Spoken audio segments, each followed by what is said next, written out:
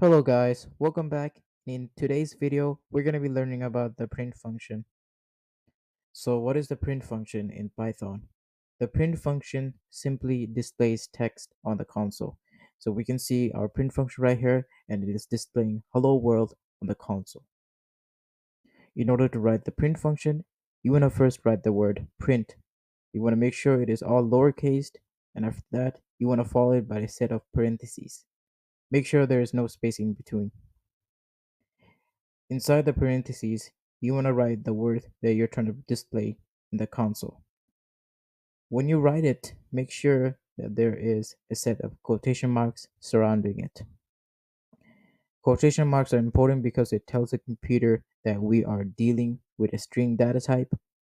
A string is one type of data that tells the computer that we are writing down some random text. Otherwise, the computer will think that you are trying to use random functions and you will cause an error. If done correctly, you will see your text on the console. You can also print numbers, but for numbers, you don't need to include quotation marks because numbers have their own data type. They are the number data type, and you don't need quotation marks for that. Right here, we can see we're printing our number on the console. You can also print a variable on the console.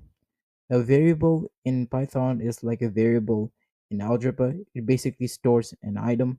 So here the variable text stores the text hello. So if you print this variable, it's gonna print hello on the console. So right here we wrote the code and we can see the word hello on the console. Whenever you're writing a variable, you want to make sure that you do not include the variable in quotation marks, otherwise it will literally print the word variable on the console. You can also print true and false values on the console. So true and false values basically tells the computer what to do whenever something is true or false. It doesn't really do anything if you print it, but you can print it and it will just say true or false, and you don't need quotation marks for that. So yeah, that is print function for you. Thanks for watching. Like and subscribe, and I will see you next time.